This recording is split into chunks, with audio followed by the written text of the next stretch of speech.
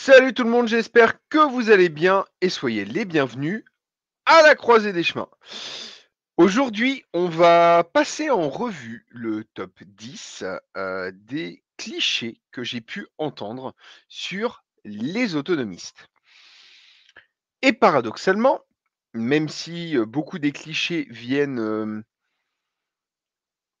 de l'extérieur, des gens qui ignorent un petit peu, qui ne connaissent pas notre milieu, force est de constater qu'il y a un autre endroit où les clichés ont la dent dure sur l'autonomie et c'est chez les autonomistes eux-mêmes. Qu'est-ce que j'ai pu entendre des autonomistes qui ne travaillent pas de la même manière, qui ne font pas la même chose, qui ne sont pas du tout dans le même projet, mais dont la finalité est finalement la même, s'envoyer des fions et se rejeter à la tronche des clichés tout faits sur, les autonomistes parce que les autres, voilà, ils sont différents, mais moi, je sais, moi, mon projet, c'est le mieux et moi, je sais ce que c'est qu'un autonomiste.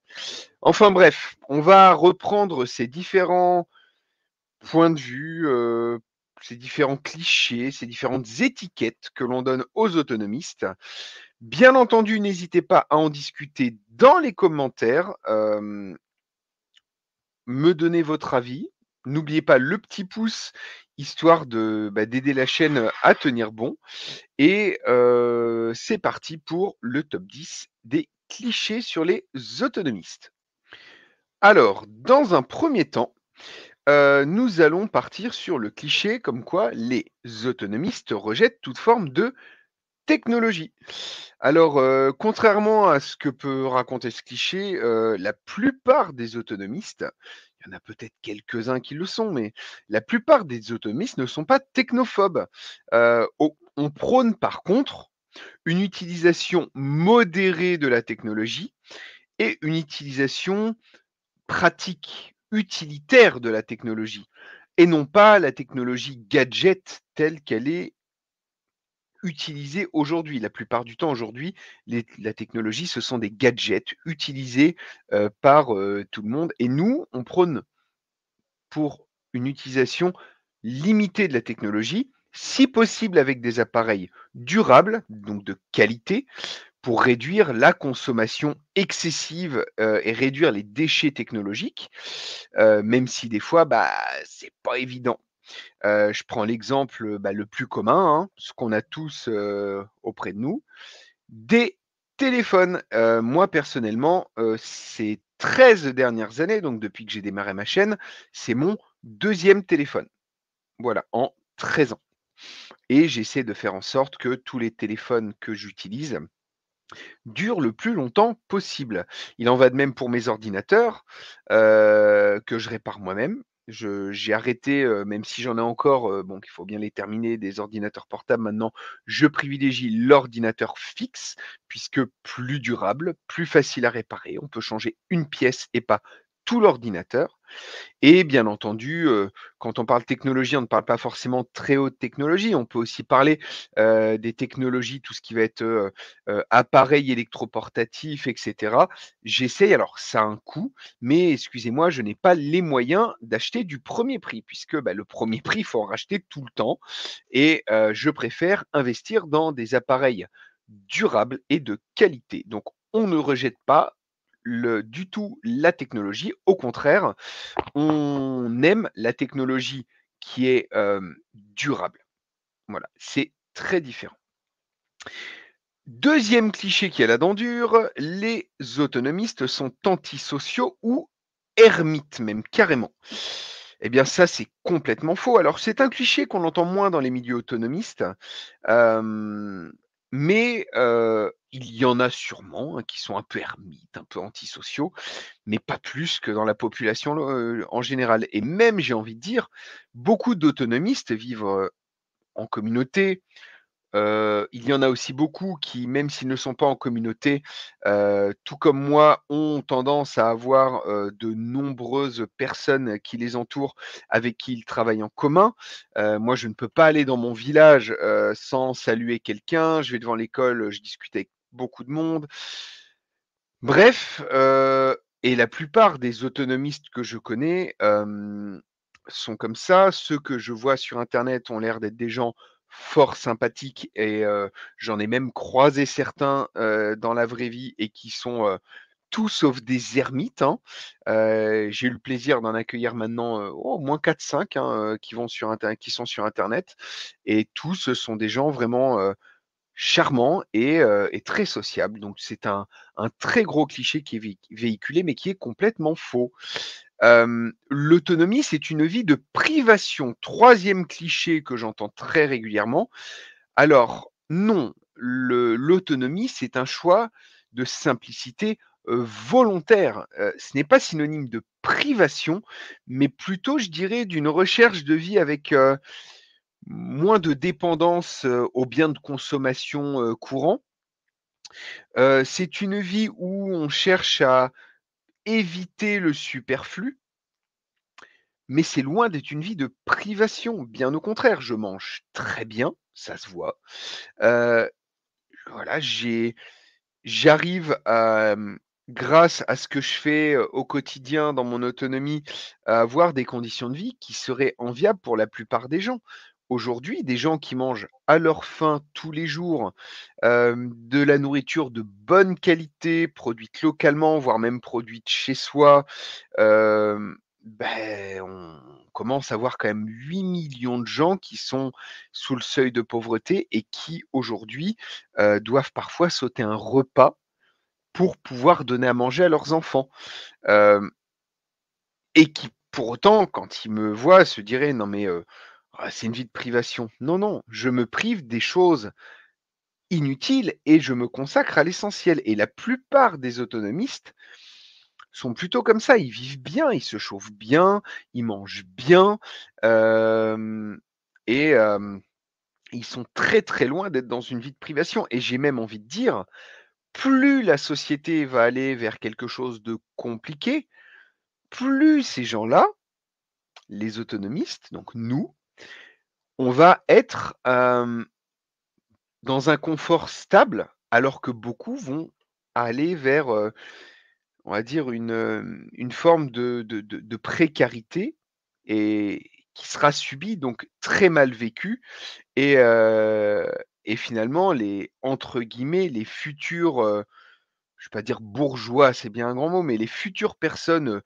bien, stables, c'est les gens qui s'y préparent déjà à ce monde qui vient et qui va être de plus en plus compliqué. Quatrième cliché. Alors celui-ci, très, très véhiculé dans le monde de l'autonomie, c'est trop cher pour devenir autonome. Alors, c'est vrai que, bien souvent, les projets que l'on voit sur internet sont des projets où l'investissement initial était élevé. Mais une fois ces investissements faits, le coût de la vie réduit drastiquement. Il y a aussi le fait que, ceux qui montrent sur internet sont sur des projets parfois, hem, avec un petit peu d'argent, mais il y a aussi ceux, et je suis dans ce cas-là, qui ne sont pas arrivés avec, une grosse enveloppe offerte par, leur famille ou due à leur travail, qui leur a permis d'économiser. Il y en a. Moi, j'ai quand même une partie, de l'apport initial pour mon projet qui venait d'économies, et finalement, ces personnes, que l'on voit sont donc sur des projets importants. Mais il y a des gens qui démarrent avec très peu.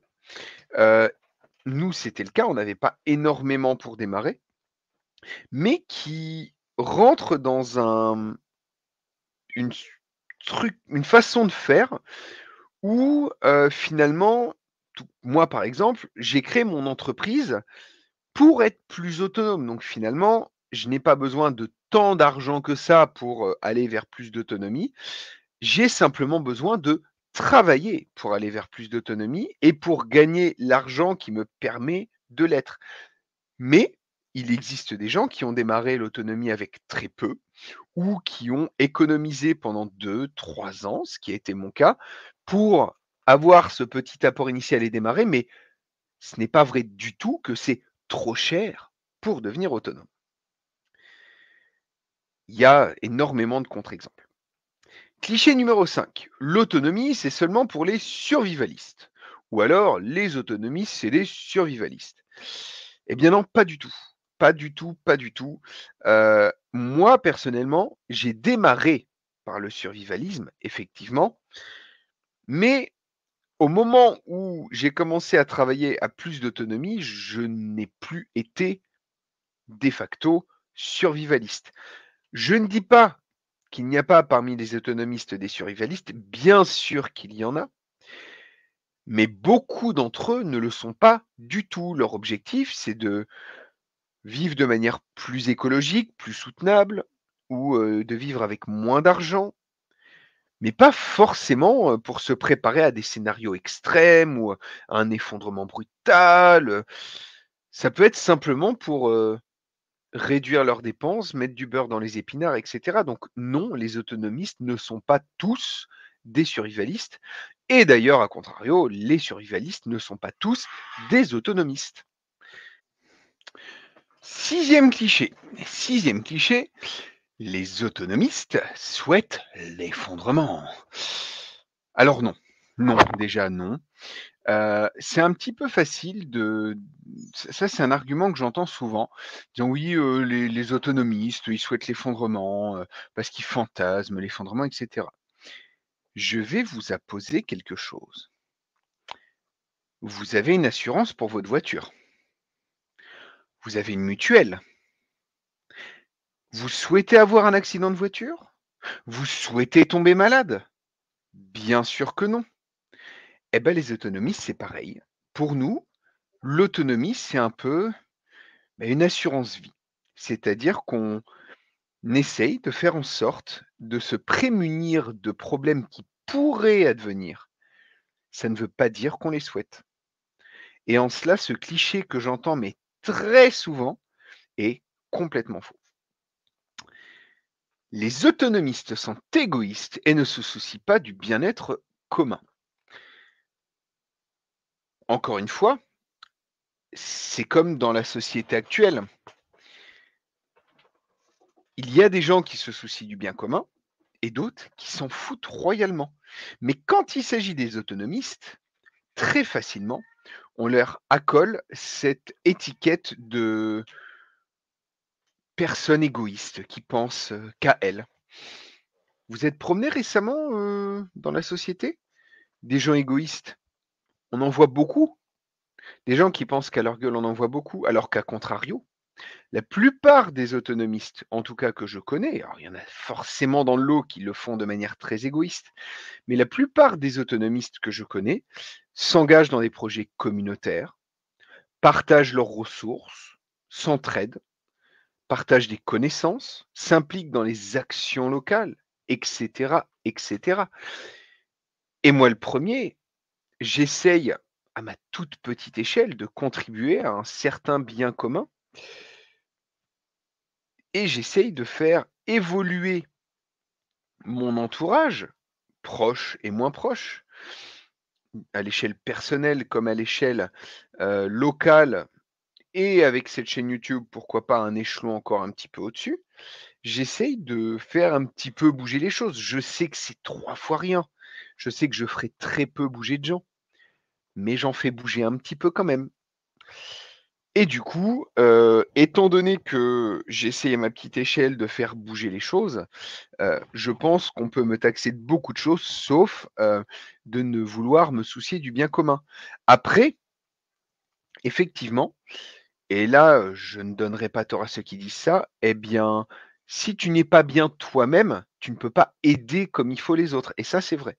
Mais le mode de vie autonomiste, pour ça, t'apporte un bien-être au quotidien, t'apporte une sérénité parce que tu as moins peur de l'avenir ou ou pour d'autres raisons, parce que, tu vois les fruits de ton travail et cetera. Ça t'amène une telle sérénité qu'effectivement, là, tu peux te permettre de commencer à aider les autres. Les autonomistes, c'est juste une mode. Non, non et j'ai même envie de dire que une fois qu'on s'est engagé dans un mode de vie comme cela, c'est très difficile de faire marche arrière. Il y en a eu. Il y en a eu des gens qui ont fait marche arrière, tout simplement parce que c'est certains ont mal appréhendé ce que c'était que l'autonomie. Certains ne se rendent pas compte à quel point c'est, un travail à part entière, à quel point c'est éreintant, à quel point c'est vraiment quelque chose de très difficile et donc du coup, ceux qui s'arrêtent en général, c'est ceux qui n'ont pas bien estimé la charge de travail. Mais en général, à un moment, ils y reviennent. Il y en a effectivement, qui ont arrêté, mais c'est très, très rare. La majorité d'entre nous, une fois qu'on est engagé dans ce processus, on n'arrive pas à en décrocher tout simplement parce que retourner à une vie entre guillemets «normale», on va dire à un mode de vie, tel qu'il est pratiqué par la plupart des occidentaux aujourd'hui, hem, est un mode de vie qui, une fois qu'on a compris quel était son impact, on ne peut pas totalement y revenir donc ceux en général qui s'en éloignent, y reviennent à un moment, ceux qui s'éloignent de l'autonomie. Les autonomistes n'ont pas un réel impact sur l'environnement.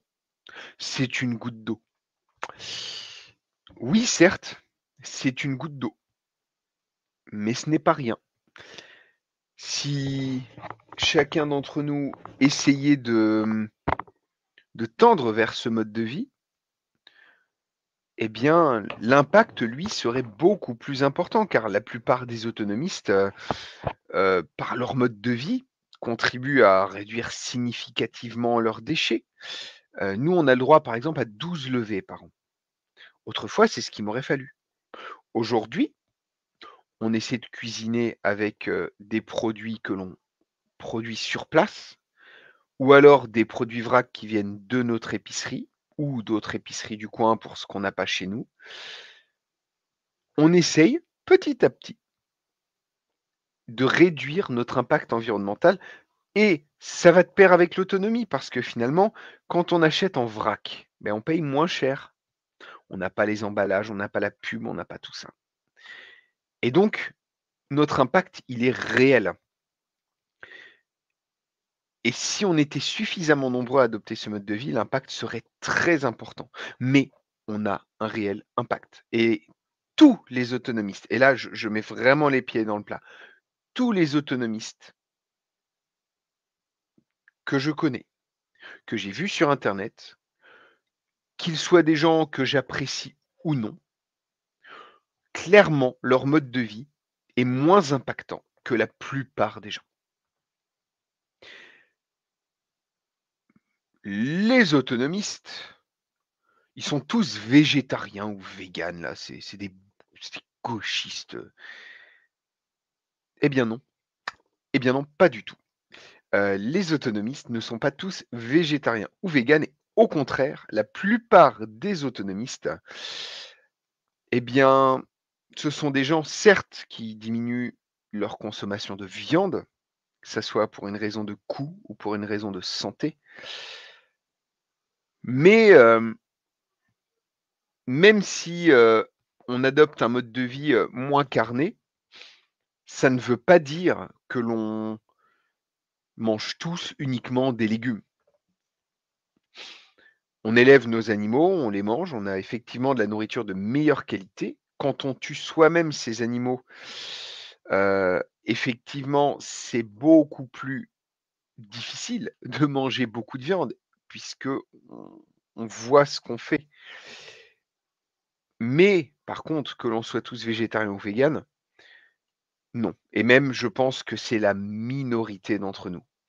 Parce que tenir un lieu où on cherche à être plus autonome nécessite majoritairement d'avoir un peu de jardinage, de planter des arbres fruitiers, de diversifier ce que l'on fait et sans les déjections animales, il y a beaucoup de chances que le terrain, au bout d'un moment, ne soit plus nourri Et donc du coup, un régime, flexitarien dirons-nous, convient mieux. Un régime, alimentaire basé sur 2 ou 3 repas carnés par semaine, là, je pense qu'on se rapproche plus de la philosophie alimentaire de la plupart des autonomistes. J'avais dit 10, mais il se trouve qu'entre-temps, j'ai dû faire une petite pause dans l'enregistrement, ça s'est sûrement vu. Et en fait, je suis parti chercher mon fiston à vélo et je réfléchissais. Eh bien, messieurs, dames, pour vous, un 11e point qui m'est venu, pendant que j'y étais et un cliché qu'on a tous entendu.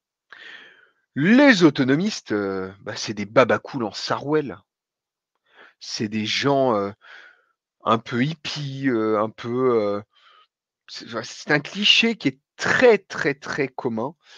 Hem, eh bien non, pas du tout. Il y a autant de diversité, entre guillemets, de caractère, de façon de vivre, de comportement, et de style vestimentaire. Heu, il y en a, autant que, dans la population, dans sa globalité. Alors oui, on nous voit souvent là, j'ai un vieux pull, un pantalon dégueulasse parce que, tout à l'heure je faisais du motoculteur. Effectivement, on nous voit souvent en tenue de travail. Je vais pas mettre mes habits du dimanche, comme on dit, que je mets pas spécialement le dimanche d'ailleurs. Je vais pas mettre mon costume que j'utilise pour mes mariages pour faire des vidéos. Heu étant donné que je sors très peu puisque j'ai beaucoup de travail, dans la partie ferme, dans la partie camping avec les animaux et cetera, je vais pas me changer 30 fois par jour donc effectivement, vous me voyez souvent dans des vieux habits de travail sales. Pour autant, dans mon quotidien, quand je vais, chez des amis, manger quelque part ou je suis habillé normalement, un peu comme tout le monde. Alors très peu d'extravagance certes, mais, de là à dire qu'on est des babacools en sarouel, je ne sais quoi, c'est un cliché qui est resté figé, dans qui de aurait dû rester dans les années 60. Bref, j'espère que vous avez aimé ce format de vidéo. J'espère que, vous saurez, mettre dans les commentaires, peut-être d'autres clichés qui seraient intéressants. Pourquoi pas faire un numéro 2, un top 10 à 20 des clichés autonomistes sur les autonomistes. Et enfin, si vous avez aimé cette vidéo, n'oubliez pas d'y mettre un petit pouce en l'air, n'oubliez pas de partager cette vidéo. Et enfin, pour terminer, je voulais vous parler de mon sponsor parce que oui, à partir de maintenant, il y aura un sponsor à chacune de mes vidéos. Et ce sponsor, c'est La Croisée des Chemins. Effectivement, j'ai décidé qu'à partir de maintenant, dans mes vidéos, je parlerai un petit peu plus de mon activité professionnelle parce que je ne cède pas aux affres des sponsors, je n'en ai pas. J'ai eu quelques contacts, je ne donne pas suite. Je sais qu'en ce moment, c'est quelque chose qui revient souvent, sur la scène autonomiste et moi, j'ai la chance de pouvoir, m'auto-sponsoriser puisque, eh bien, lorsque vous voulez nous soutenir, eh bien, vous n'avez pas toujours les moyens. Je n'ai pas de Tipeee, enfin, j'en ai eu un, je n'en ai plus et je n'ai jamais vraiment persévéré dedans. Et du coup, mon sponsor, c'est moi-même. Donc si vous avez envie de quelques jours de vacances, eh bien profitez-en pour venir à la Croisée des Chemins, le camping que j'ai monté depuis maintenant 5 ans, bientôt 5 ans. Camping qui est ouvert depuis 3 ans et vous aurez le plaisir d'y passer un bon moment.